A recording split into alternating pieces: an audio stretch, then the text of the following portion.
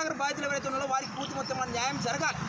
వారికి న్యాయం జరిగి వారిని ఇల్లు ఖాళీ చేపిస్తే తప్ప వీళ్ళకు ఇల్లు వచ్చే పరిస్థితి లేదు. కాబట్టి ఖచ్చితంగా కేసీఆర్ గారు మీరు ఎక్కడున్నా కానీ కంపల్సరిగా ఇంతకుముందు అంటేనేమో ముఖ్యమంత్రిగా ఉన్నారు కాబట్టి రోజుకు 24 గంటలు పనిచేసిరు. తెలంగాణ రాష్ట్రాన్ని బంగారు తెలంగాణ రాష్ట్రంగా తీర్చిదిద్దుతా అని చెప్పేసి ఇలా రోజుకి 24 గంటలు పనిచేసిరు కదా.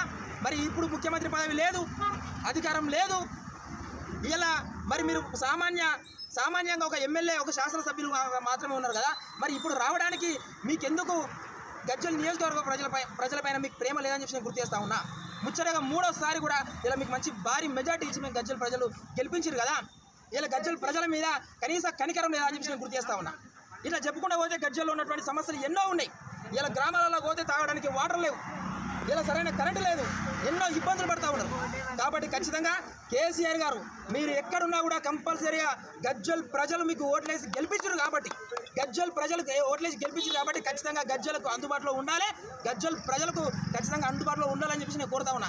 ఎంత దుర్మార్గమైనటువంటి పరిస్థితి అంటే ఒక ఎమ్మెల్యే గెలిచిన తర్వాత కూడా మా గజ్వేల్ నుంచి ఎమ్మెల్యే గెలిచిన తర్వాత కూడా కనీసం అసెంబ్లీలో అడుగుపెట్టినటువంటి ముఖ్యమంత్రి అసెంబ్లీలో అడుగుపెట్టినటువంటి ఎమ్మెల్యే ఎవరైనా ఉన్నారు అంటే అది కేవలం కేసీఆర్ గారే అని చెప్పి నేను గుర్తు చేస్తా ఉన్నా.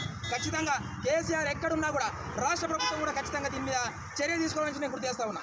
కేసీఆర్ గజ్వేల్కి రావడం లేదని చెప్పేసి మేము గజ్వేల్లో ఇలా నిరసన కార్యక్రమం చేసినాం. అదేవిధంగా గజ్వేల్ స్థానిక పోలీస్ స్టేషన్లో కూడా మేము కంప్లైంట్ చేయడం జరిగింది. ఖచ్చితంగా ఎక్కడున్నా కూడా కేసీఆర్ గజ్వేల్ రావాలని చెప్పేసి మేము కోరుతా ఉన్నాం. For more videos like this, subscribe Big TV channel.